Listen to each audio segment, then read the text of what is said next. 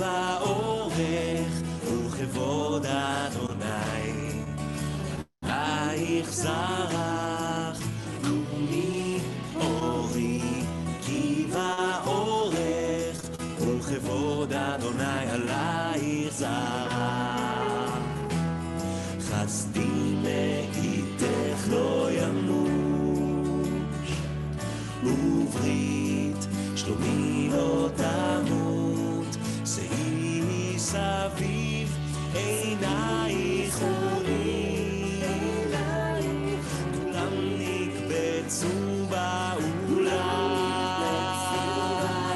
קומי אורי כי ואורך וכבוד אדוני עלייך זרח קומי אורי כי ואורך וכבוד אדוני עלייך זרח.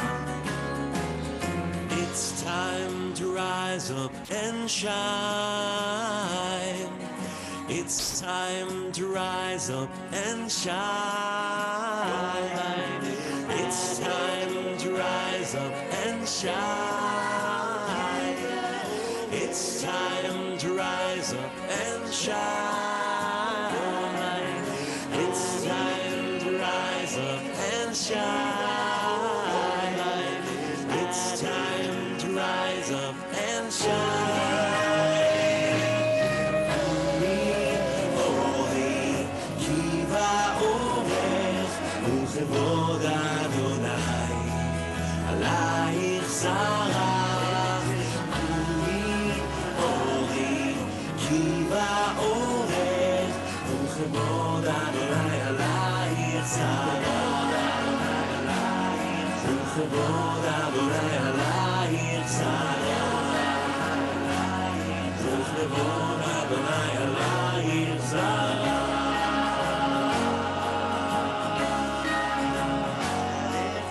קומי אורי כבוד אדוני עלייך זרח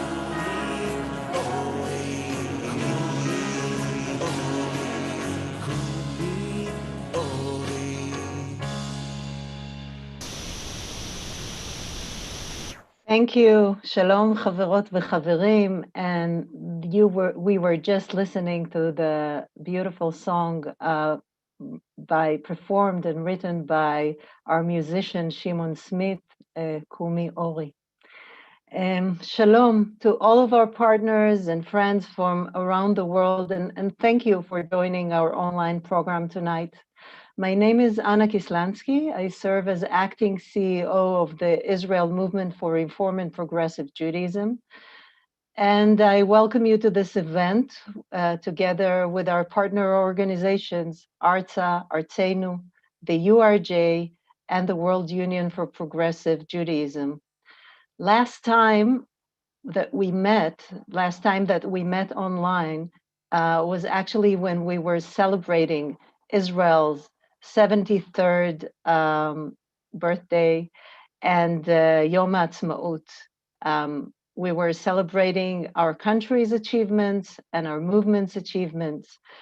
But tonight we are here not to celebrate, but to identify, to learn and stand together as a movement while our country is under attack, and also inside we are torn with so many really harsh events.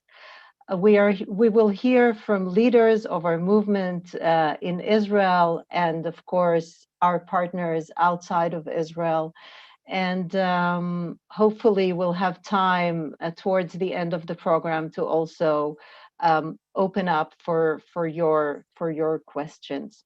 So we will start with our own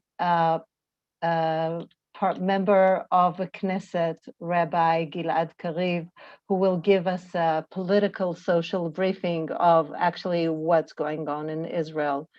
So Rabbi Gilad, bevakasha. So shalom, dear friends and colleagues. I must say that I'm deeply excited by the fact that almost 600 people from around the world are attending this session, this important conversation. This is for me, I assume for all of us here in Israel, is a sign for your ongoing support and partnership. I'll start by saying that this is the first international briefing of our movement that I attend, not as a president and a CEO, but as a guest. And I'm saying it mainly in order to suggest that the analysis that I will shortly share with you is my analysis, and it doesn't necessarily reflect the official views of our movement, but this is part of, I think, our pluralistic and open-minded conversation as a movement and as a global family.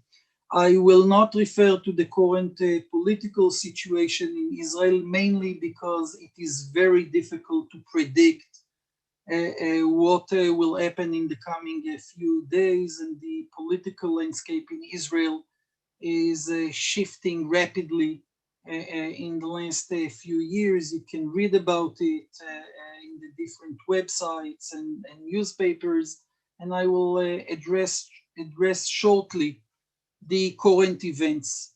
Unfortunately, the state of Israel is caught in two extremely challenging efforts.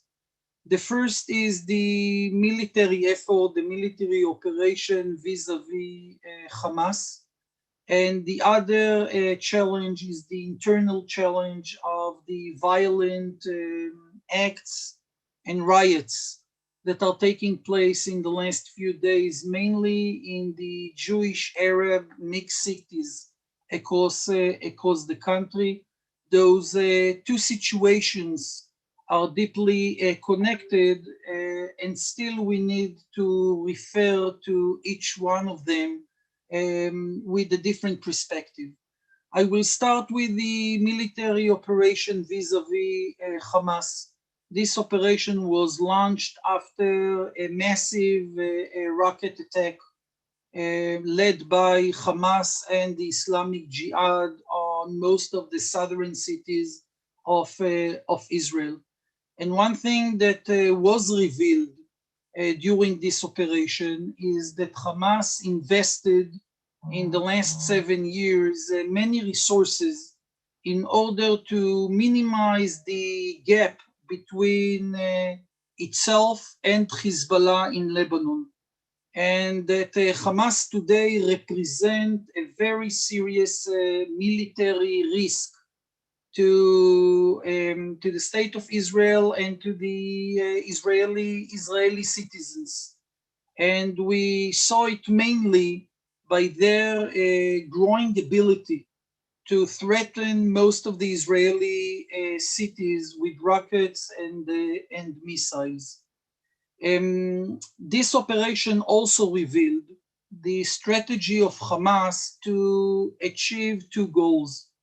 One is to dramatically undermine the status of the Palestinian Authority, and it is connected to the political challenges inside the Palestinian society. And another goal which we need to identify is the attempt of Hamas to drag into this conflict the Israeli Arab, the Palestinian Israeli citizens, and actually to place aside the green light from a Palestinian perspective, and those are two extremely challenging developments. And here I think that we all understand why Israel has the solid right to defend its citizens, and more than that, why we need to address the military abilities that Hamas is developing in the last 7 years since the last military operation. At the same time, and here I share with you my personal analysis, it is clear that when you have a military strategy, it's important to add to it also a political strategy. And many times, and we don't have the time to go deep into this issue, many times when you don't have a clear political policy, it limits your military abilities and your military goals. And here I share with you my concern as a fresh Israeli politician that Israel has a very clear military strategy vis-a-vis Hamas, but we are lacking a clear political policy towards the future of our relations with the Palestinians and the reality that should be established in the Gaza Strip. From here, I do want to turn to the internal challenges and to share with you, and I'm sure you'll hear it from the other friends, that since 2002, we didn't experience such an intensive, challenging, and violent situation between the Jewish majority and the Arab minority here in Israel. And in the last few days, we saw harsh and terrifying sights from the city, from different cities, Lod, Jaffa, Haifa, Akko, most of the mixed Jewish Arab cities in Israel. It's important to say that the vast majority of Israeli citizens, the vast majority of Israeli citizens, both Jews and Arabs, are not involved in those violent acts. Yet we see once again the ability of small groups of extremists to set the agenda if the government doesn't identify the risk and doesn't draw clear red lines. And when I'm talking about extremists, I'm talking about Arab extremists, and I'm talking about Jewish extremists. And I think it is important because mainly we are extremely sensitive to those forces that are trying to use Judaism in order to promote their ultra-nationalist views. It is very important to identify the fact that there are Jewish communities inside Israel that are under attack, not only by Hamas, but also by Arab extremists. And this is the case in the city of Lod. It doesn't release us from the need as Jewish Israeli leaders to identify the fact that there are also violent acts done by Jewish extremists. This morning I visited the city of Bat Yam, and yesterday we saw terrible sights from this city, and in this case it was violent acts led by Jewish extremists. And here I want to add the following remark, and I will conclude with this remark. There are three components to the current failure of the Israeli government and the Israeli society to end those violent acts. I mentioned the first one. Unfortunately, in recent years, we see the rise of extreme ultra-nationalist fundamentalistic forces, both in the Arab community and in the Jewish community. And our movement, through the important work of the Israeli Religious Action Center, we were among the first NGOs, civil society organizations that identified this threat. And this is the first component. But there are two more components that should be mentioned. One, As we know from other places around the world, the weakness of the civil services in Israel, the fact that we have serious pockets of poverty and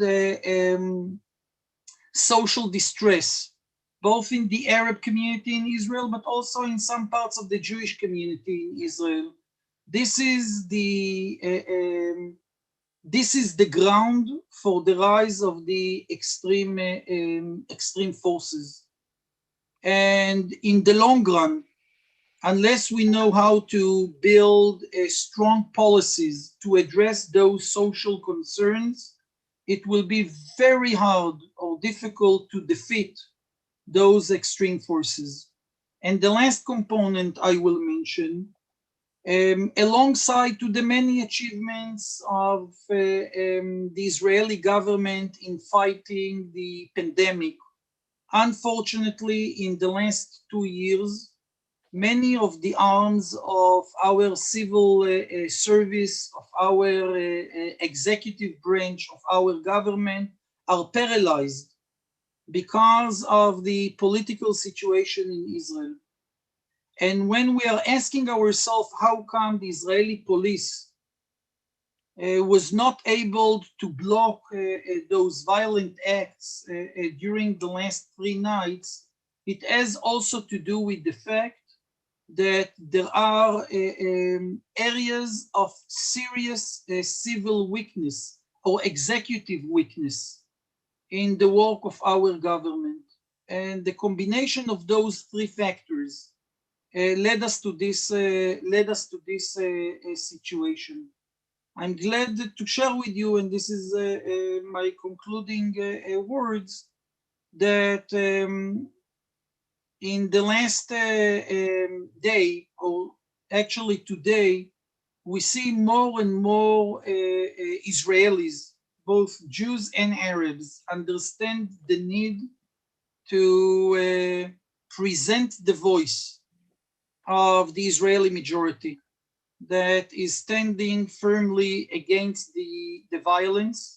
And I hope that in the coming few days, we'll see more and more Israelis, Israeli organizations, Israeli officials, and Israeli religious leaders that are taking a clear stand and clear acts in order to block this violence. So again, thank you for attending this session. Thank you for to the leadership of the IMPJ and all our partnering organizations.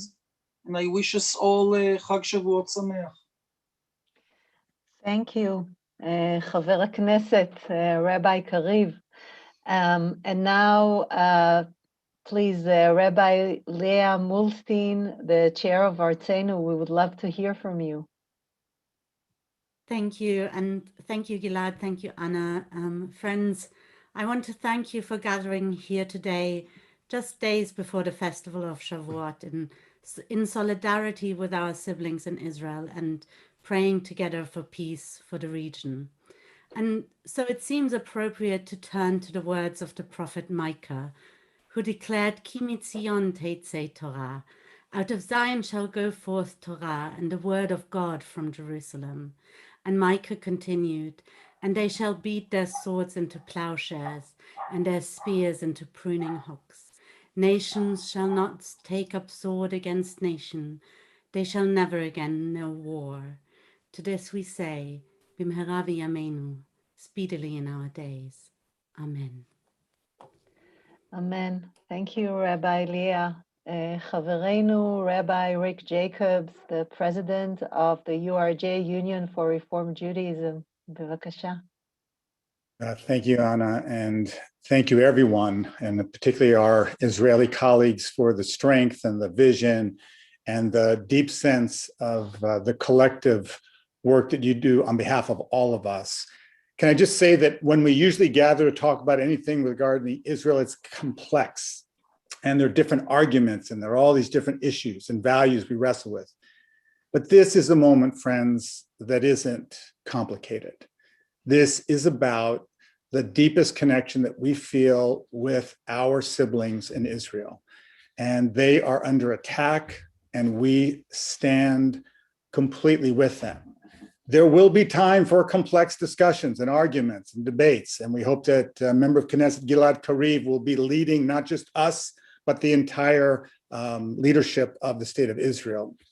But at this moment, I want to just point out one thing. This was also a week when we were given the new Pew survey about North American Jewish life. And it is also the week when we read Bamidbar in preparation for Shavuot. So it's all about the numbers. Can I just say that our movement is still the largest movement in Jewish life? And to this moment, it's the largest Zionist movement in this moment. And 8 out of 10 of those surveyed said that Israel was essential, was critical. We feel that and we need to express that. I want to just give one piece of work to everyone on this call today. I think in terms of the media, I think we are losing ground. I don't think our case is being made well in media and social media. So let's all take it upon ourselves to be the people who communicate with our circles, our communities, and raise the voice of solidarity and love. We feel the sense of unity. Anachnu itchem, we are with all of our siblings, and thank you for all of us around the world for what we've done and what we do in the coming weeks. Thank you. Thank you, Rabbi Jacobs. And Yerushalayim, Rabbi Sergio Bergman, the president of the World Union for Progressive Judaism. Welcome. Thank you, Hannah, and thank you, the IMPJ, to invite all of us to be part of this worldwide extended family gathering. Shalom Yerushalayim, Samachti ve'omrim li beit Adonai lelech. Here from Jerusalem, part of this commitment from the World Union for Progressive Judaism, that we are only one, and not only with solidarity with Israel, that affirming that to be part of the Reform Liberal Progressive movement is a strong commitment to be Zionist. And this, for us, with our headquarters here in Jerusalem, we are supporting this global network of meaningful commitment to be Israel in every place that we are. We are not only supporting with solidarity our friends and fellows in Israel, we are taking Israel to every place that we are. We are part of Israel, we are a global family, and we pray and we work for peace for Israel and the region. Yeh shalom bimromav beinenu ve'atzmeinu. A peace that is not only that we ask from God, a peace that we share and we make together. Toda Rabba, Rabbi Bergman, and from Jerusalem, from Yerushalayim, Yair Lutzstein, the chair of the Israel movement, of our movement for Reform and Progressive Judaism. Shalom Chaverim. I'm speaking to you, as Anna just said, from Jerusalem. And here in Jerusalem, we were part of the opening act of these hostilities, at least vis-a-vis the missiles coming from Gaza. So far, nothing further. But before that, the Temple Mount, Sheikh Jarrah, the flag parade, and more, all here in Jerusalem, were part of the prelude. Hundreds of missiles were sent this afternoon and evening towards many cities, towns, moshavim, kibbutzim, and other settlements in the south and center of the country. No end in sight. As I speak, we receive news of more rockets hitting communities in our south. No less worrying, actually much more so in my opinion, is what's happening to the very fabric of our coexistence in this country between Arabs and Jews. Attacks and lynching in both directions. We have a police force that's supposedly understaffed, not professional enough, very unsophisticated and suspected of being political. Our national leadership has no strategic vision at times, no real game plan. All this leaving fertile grounds for terrible mobs, both Arabs and Jews. The lynching of an Arab in Bat Yam last night, which Gilad alluded to and which I watched live on TV, shook me to the core. So do synagogues being torched in Lod and Arabs stabbing Jews in that town and elsewhere. A young Jewish teacher in Akko who volunteered to accompany his students to a demonstration yesterday evening to ensure they don't become unruly, severely beaten by Arabs, in a coma right now in hospital. And on a personal note, I'm worried for my own son, for whom we didn't hear for 4 days while he was out at sea with his Navy comrades. Thankfully, we finally heard from him late last night as they were sailing back into port. Many parents here are worried for their kids in the army as ground forces seem to be amassing around Gaza. My dad lives in an assisted living home here in Jerusalem. I took him to a doctor's appointment earlier this morning. As I was leaving this home, I met a coveted employee of this place and mentioned to her that I'm more concerned with what's happening in this country internally than about the rockets coming from Jerusalem. She noted, as she sighed, that her son serves in the same battalion as Omer Tabib, a 21-year-old soldier killed yesterday by a Hamas Coronet missile, which hit the Jeep he was driving in Nativ HaAsara on the Gaza border. And on the movement front, our movement front, there are many challenges. Anna, our acting CEO, will speak about some of these a bit later. But let me describe just one logistical one. As Gilad mentioned earlier, and as I'm certain you know, we Israelis are in a relatively good place vis-a-vis COVID after more than a year of battling the pandemic.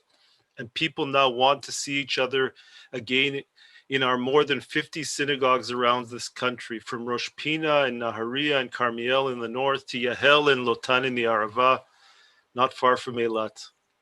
The challenge, you ask? Balancing between the Ministry of Health's increasingly expansive COVID regulations on gathering for prayers in synagogues against the present IDF home front regulations limiting such gatherings because of the missiles coming in from Gaza. That might sound simple, trivial,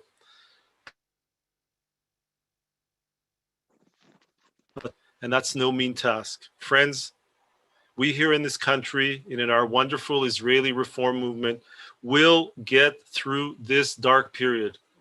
But these are sad days in Israel, and we all have much to do, and we will all have much to do to repair after this current round of hostilities is finally behind us.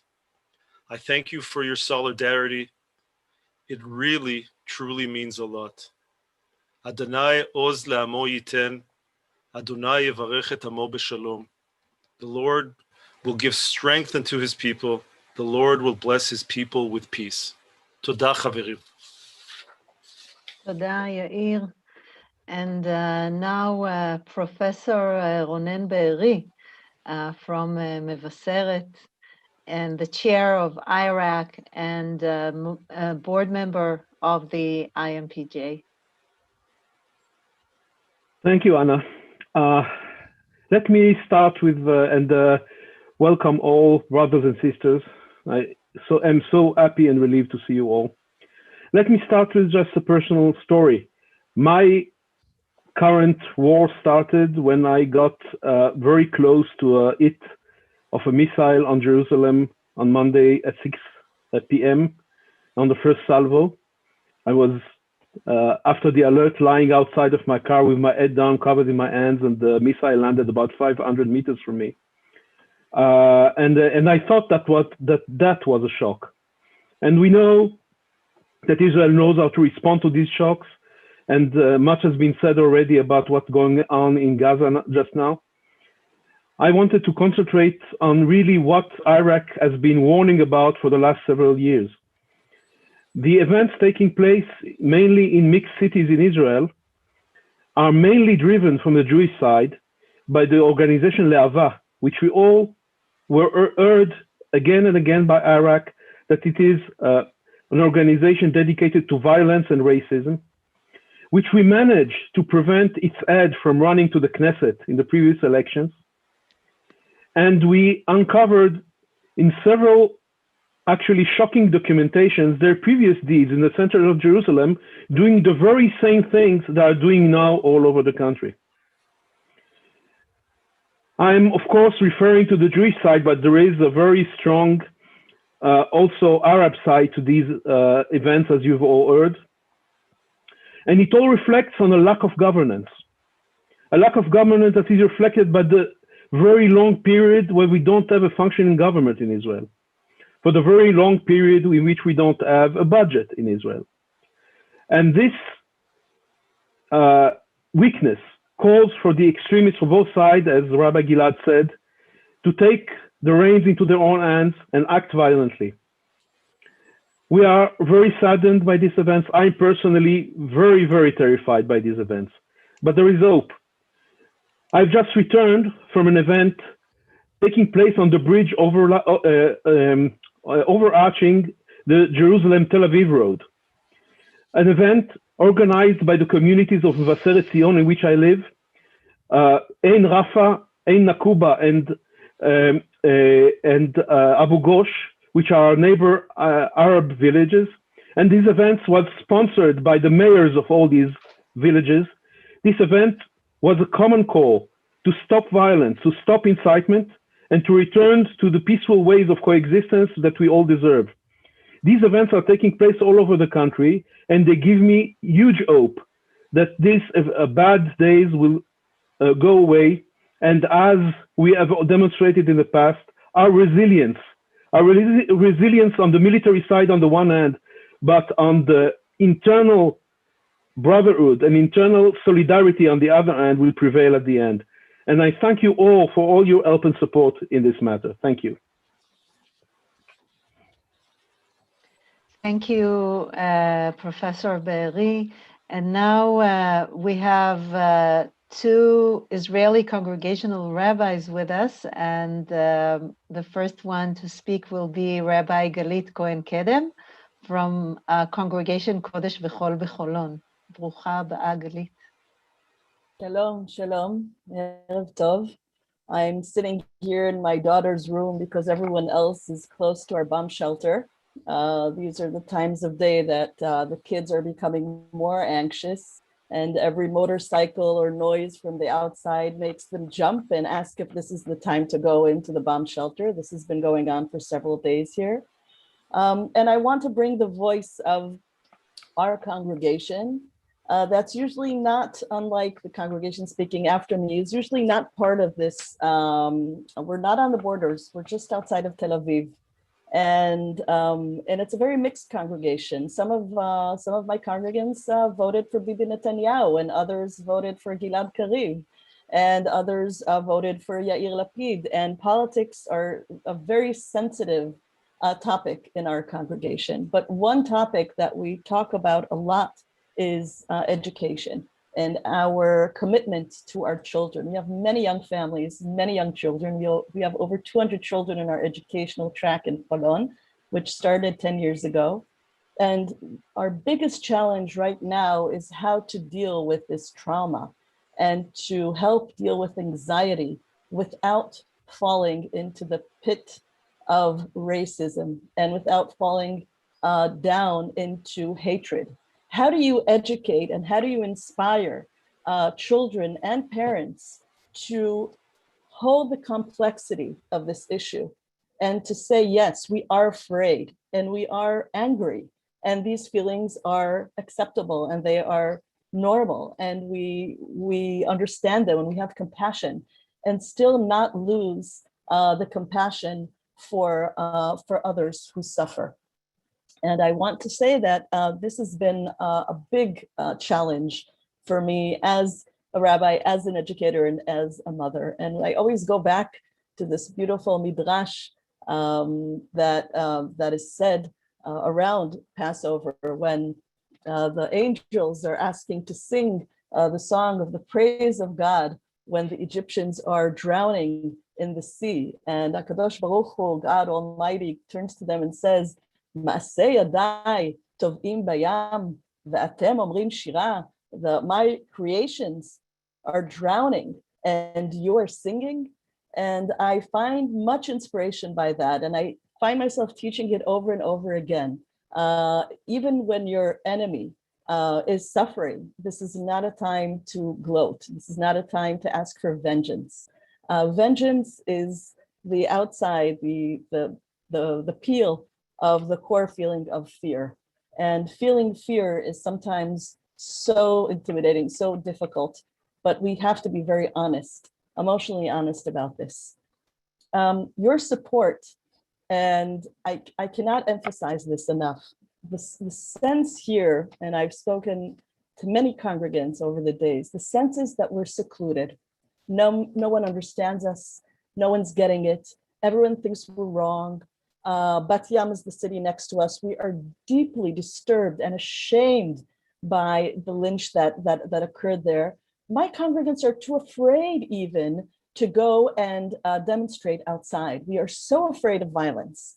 And with their younger children, they decide to stay home and not deal with this. And I can't even judge it. This is the situation. But the sense that our narrative and our story and the complexity of this situation is not being heard enough. And seeing you here, all of you here, and knowing that you are able to understand that we hold the two parts of the verse, right? Adonai oz la'amoite, and we need the strength. We need to be part of it, but we also seek for peace. So with your help and your support, I'm sure we will be able to overcome this as everything else. Thank you. Thank you, Rabbi Galit. And now Rabbi El Vurgan from our congregation in the Gaza envelope, congregation Sha'ar Negev. Bevakasha. Shalom, everyone, and thank you for your care and empathy and your presence and your support. It gives me a lot of strength to know that so many people around the world care about what's going on. It's my third year as a rabbi at the Sha'ar Negev Regional Council, which is one of the regional councils that are in the Gaza envelope. And I'm still learning. I feel like I'm still in the process of learning the challenges of the area and also my role as a rabbi in the area and what I could contribute to those challenges and very complex dealing that people have to do with the situation. But the residents of Sha'ar Negev are very, very experienced. So I talk to people and they teach me a lot. They are also very traumatized. So I have to be very gentle, but I mainly listen, and I know now in my third year, I already know the problems that they are facing. And let me just make a short list, okay? So these days, and of course, it's not the first time, the main problem is, of course, the rockets, the missiles themselves, and the deadly cause of their hitting. But it also makes a lot of noise, and even if it doesn't hit, but you have sirens going on every 10 or 15 minutes during the night, then they can't get much sleep. The people also tell me that it's even more noisy, the Israeli bombing from the land and from the sky, bombing the Gaza Strip, and some of the kibbutzim that I work with are really even less than 1 kilometer away from the Gaza border. So they hear everything. And sometimes it's just all night long, they hear bombing from all directions. And sometimes if it hits electricity cable, then they will not have electricity for many hours. And of course, some of the roads are closed because it's the most dangerous thing is to be on the road when you have an attack. Of course, the schools are closed, so kids at home 24 hours.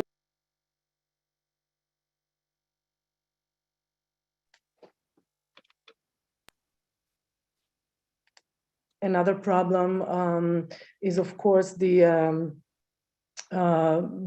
fires on the wheat fields, the balloon bombs that are being sent from Gaza. And as you all know, Shavuot is the time of the wheat harvest, and many of the farmers, and Sha'ar Negev still have many farmers and many fields. They had to cut the wheat ahead of time when it's still green and not yellow because they were so afraid it was all going to be burned. also, there's also this thing of uncertainty that they experience, because now you cannot plan. When you have a round of attacks, you cannot plan anything. You don't know what's going to happen the next minute. So of course, and this is, I'm saying it really sadly, all the special events that the kibbutzim were planning for the Shavuot, they have all these harvest ceremonies. They can't take out any of those plans. And of course, the events that I was planning as a rabbi to do in the kibbutzim, a lot of learning sessions and ceremonies, are all canceled right now. That's not the main problem, but just to show that it's on every field of life is being completely ruined right now. And I want to tell you that although I know it might sound like a very, very hard experience, there are things that I find very encouraging. So first of all, there's a lot of solidarity in our movement between communities. And in these days, we get so many suggestions and offers from other communities in our movement to host people from Sha'ar HaNegev who want to leave the area and with their children and go up north where it's safer and stay there for a couple of days. So that's really heartwarming that so many people in the movement see their need to support our community. And I want to tell you also that although the residents of Sha'ar HaNegev really want to see a solution for their security, for their very, very basic security, and they are pressuring to find a solution, they are not happy with the suffering of the people from the other side of the fence. And as my colleague Rabbi Galit said before, she stole my midrash, I also wanted to tell you about how I find so many people in Sha'ar HaNegev unknowingly that it's a midrash, right? But they're fulfilling the mitzvah of do not rejoice in your enemy's fall. And people tell me we are not happy to see all this bombing of the Gaza Strip because we know this is not the solution, because we know that a long-term solution should be a solution of peace and not a solution of bombing and war. And they want another they want to see another horizon of hope and solutions. They know that this kind of war is pointless, that this is just another round. They know that there will be another round after that one, and then another one, and then another one. And so they are, on one hand, despaired, knowing that it will always come back because there is no long-term thinking and no long-term solution. But I'm encouraged by seeing that people can still, within all this difficulty that they experience, they can still feel compassion and understanding to the suffering on the other side. And I just want to tell you that today, one of my community members who lives in the kibbutz Gevim sent me a poem he wrote. And immediately I sent it to all the different groups and it was just so moving. He wrote that he used the you all know this sentence, right? In a funny way, the sentence, if you have to shoot, shoot, don't talk. And he used that sentence to say, oh, but we have to talk. So we have to replace missiles in words. And in Hebrew, they have similarity because missiles is tilim and words is milim. So he was playing with this in his poem and he said, oh, when are we gonna replace tilim with milim and start talking? And when are we going to replace lehashiv, which is like to respond? When are we going to replace that with lehakshiv, which is to listen?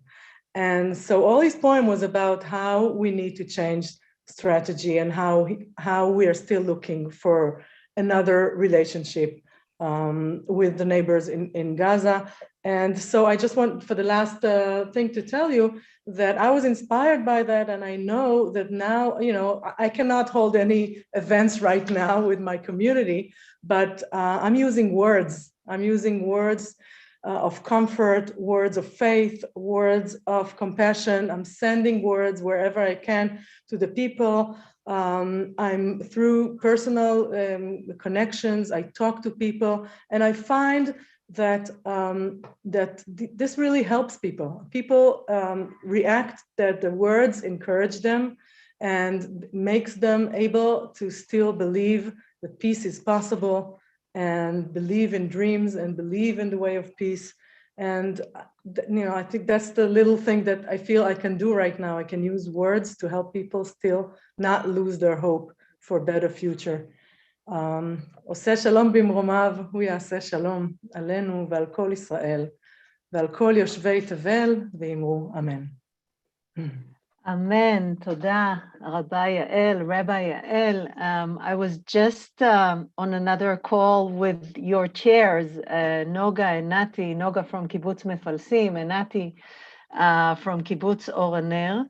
And we were all with about 14 other chairs of our congregations. And when we started the conversation, we said, well, we might need to, finish the conversation if there's an alarm coming.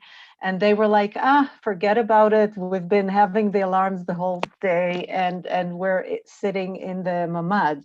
Like they can go on, which I think is sad on one hand, and on the other hand, they are so inspiring and resilient, and you are as well. So toda. And as you mentioned before, many of our congregations that are sitting in the areas under attack have been able to stay sheltered, and it was really comforting for us to get all the invitations from our congregations in the north saying, especially to the residents of Sha'ar Negev and the Gaza Strip and the area around Gaza Strip, come, and we're opening our homes. We have had to make changes because of the situation in Israel, of course. Our pre-army Mechina program for young leadership, whose branches are in Holon and Jaffa and Yafo, do not have easily accessible shelters, and we've been forced to send all participants home. So it's not easy. They had plans to have a big program for Shavuot, and now they're home because they first and foremost were taking care of their safety and security. I want to say that we're not forgetting Rabbi Rick and Rabbi Bergman, your children. They're like our children. They are here in Israel. Finally, we had after a year, the kids of Heller High in Kibbutz Suba, and they actually had to also sit in bomb shelters. So we do care about them, and this is our responsibility to know and to protect them. And also the kids of Shnat Netzel, I know that they're now in Machon in Jerusalem, and they're safe. And we're so happy that they are here with us in Israel. We really, really miss you, and we miss them.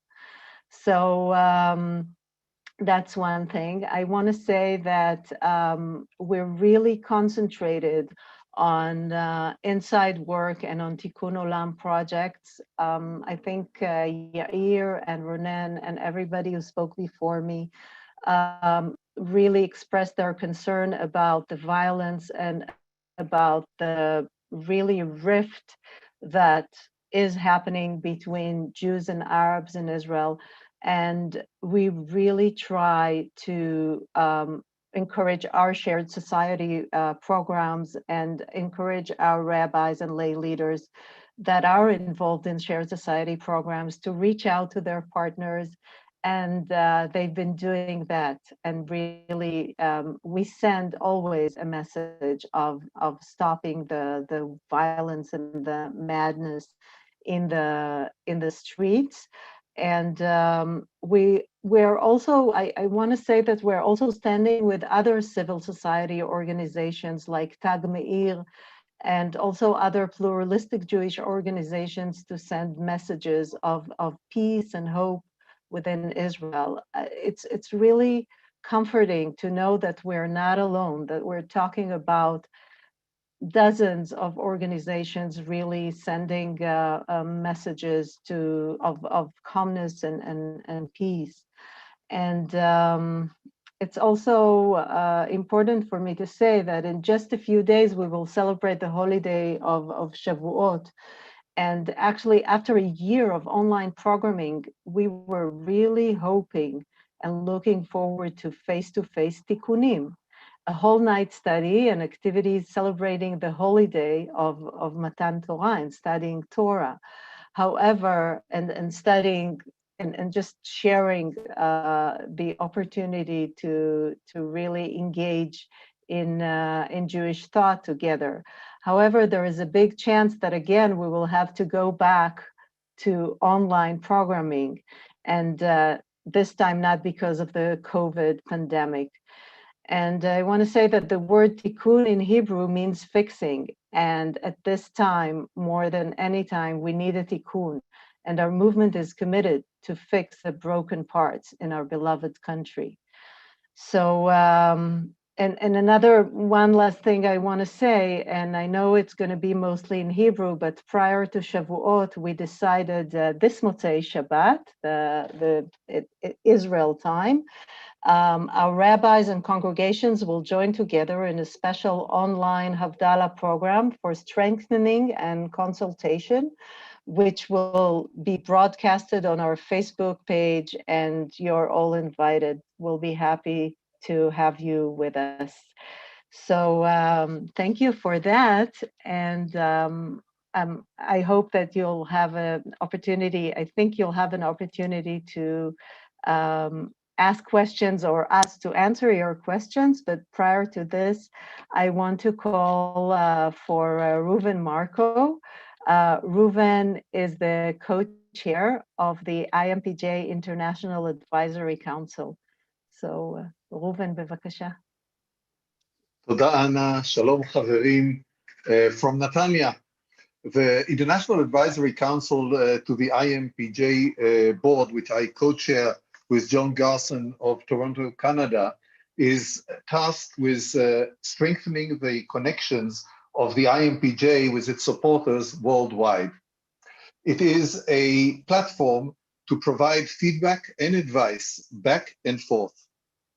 While times are troubling, certainly for a father of 6 who all live here in Israel, some on active duty as we speak, it is a good time to read on behalf of all of us a prayer for peace. With your permission, I'll read it in my mother tongue. It's not my mother tongue, but my mother tongue in Hebrew, using the IMPJ and Maram's newly published prayer book, Tfilat HaAdam. And for those who follow us, it's on page 192. יהי רצון מלפניך, אדוני אלוהינו ואלוהי אבותינו ואמותינו, שתבטל מלחמות ושפיכות דמים מן העולם, ותמשיך שלום גדול ונפלא בעולם, ולא יישא גוי אל גוי חרב, ולא ילמדו עוד מלחמה. רק יכירו וידעו כל יושבי תבל האמת לאמיתה, אשר לא באנו לזה העולם בשביל שנאה וקנאה, וקנטור ושפיכות דמים. רק באנו לעולם כדי לעשות הטוב והישר לפניך. ובכן תרחם עלינו, ויקוים בנו מקרא שכתוב, ונתתי שלום בארץ, ושכבתם, ואין מחריד. והשבתי חיה רעה מן הארץ, וחרב לא תעבור בארצכם. ויגל כמים משפט, וצדקה כנחל איתן. כי מלאה הארץ דעה את אדוני, כמים לים מכסים. עושה שלום במרומן, הוא יעשה שלום עלינו, על כל ישראל, ועל כל באי עולם, ואמרו אמן. אמן. תודה רבה, ראובן. We will now answer some of your questions. I have several questions here. One question is actually, I think, for Rabbi Kariv, asking, is it still possible for Arab parties to support a Lapid-led government?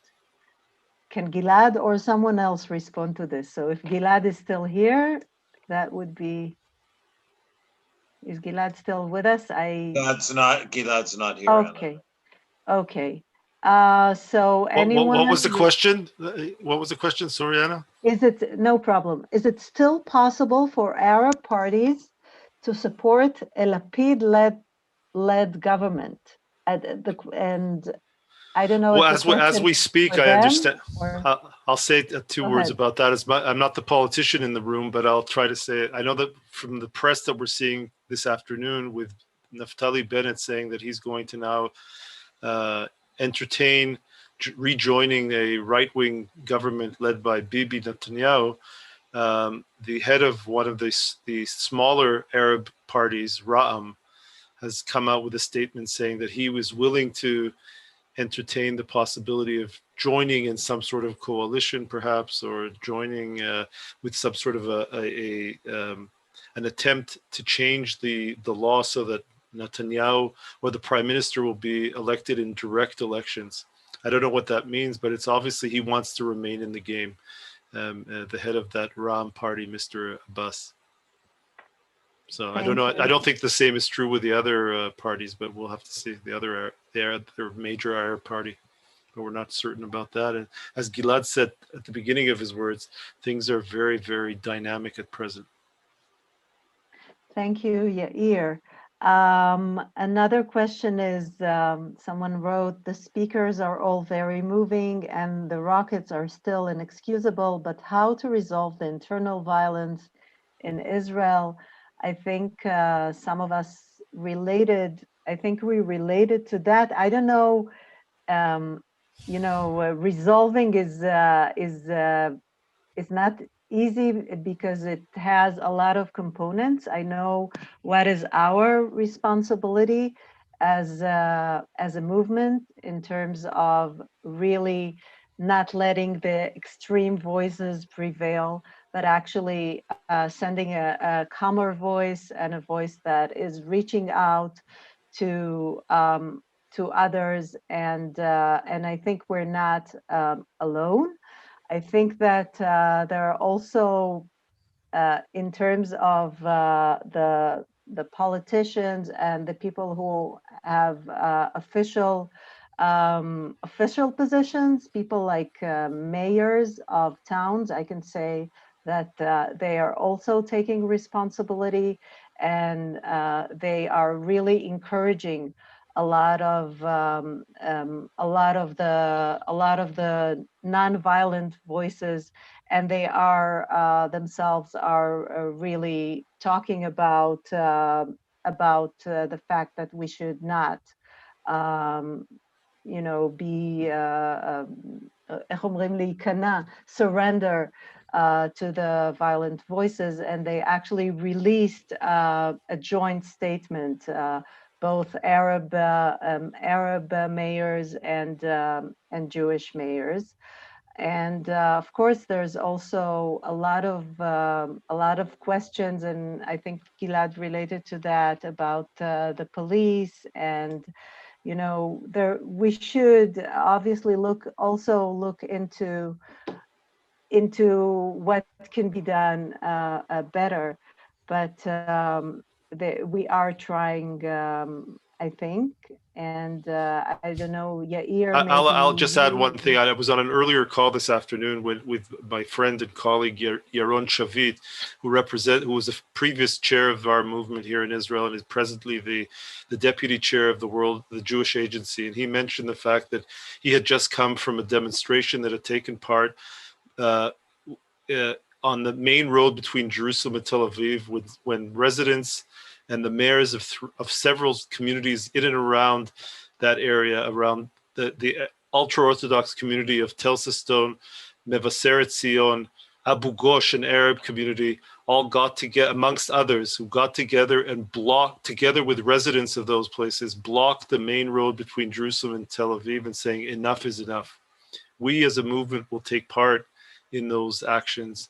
We have our advocacy arm, Iraq, that is going to be involved in that. I'm sure that as we move forward, Iraq has a lot to do in those areas, and we will continue. And I know that we value your support of those actions.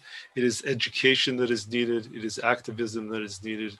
It is bravery, because it's not, as Galit said earlier, Rabbi Galit said, it is scary sometimes to be on the street. I can tell you, my daughter needed to go to the dentist today, and she said, do you think that where his office is, it's safe to walk? She's never asked me a question like that, not a day or at night. I said, go, it'll be fine. But in my heart of hearts, I was waiting to hear that she was there and was back home. So these are trying times. Okay. So thank you for that. And I see the clock, and I see that we're supposed to not run the time. So I think that what we'll do is, if there are other questions, please write them on the chat. We'll try to copy them, and perhaps we'll try to answer them via email or through any other way. And now I would like to invite our friend Rabbi Josh Weinberg, the Vice President for Israel and Reform Zionism of the URJ. B'vakasha, Josh. Thank you, Anna, so much, and thank you all of you for coming together, for standing in solidarity. You know, just in a few short days, we're going to gather, as we said earlier, to study Torah on Shavuot and to read that section of the Torah that reminds us of when we all stood as one people at the foot of Mount Sinai, preparing ourselves and just getting ready to receive that Torah. And the book of Exodus tells us that Vayichan Sham Yisrael Neged Ahar, that all of Israel, all the people of Israel stood there in front of the mountain. And Rashi reminds us in this famous saying that we were there, Ki'ish Echad Belev Echad, that we were there as one person with one heart. And that's what we're doing here today together. We are standing here with one heart, all reaching out to our people in Israel, our movement, to stand in solidarity, to support you, to remind ourselves of who we are and what of our values and how resilient we are. And this year we have survived without a lot of the comforts of life, especially now. But there's one thing that we can't live without, and that is hope. So I want to invite you all to join me in sharing our collective hope that these days will get better, that we will work together as a movement, as a people, to build and to find peace. And we'll sing together Israel's national anthem, Hatikva. If you feel comfortable rising, I invite you to do so and join with me.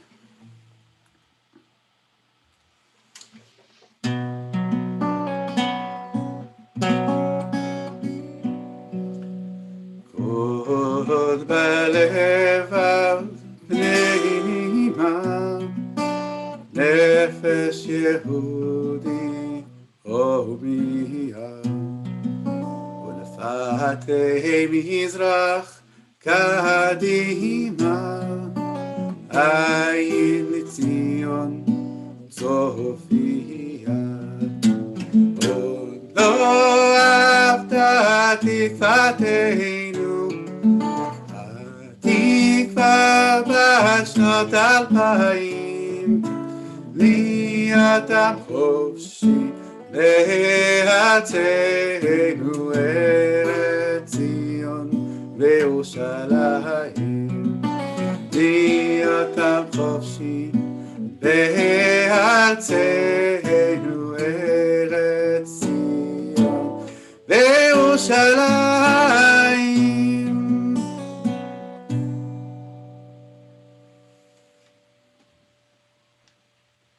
תודה רבה to everybody who's been here with us.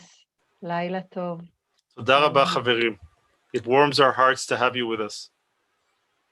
תודה רבה ולילה טוב. שבת שלום וחג שבועות שמח. And let's חג שמח. a quiet night for all of us.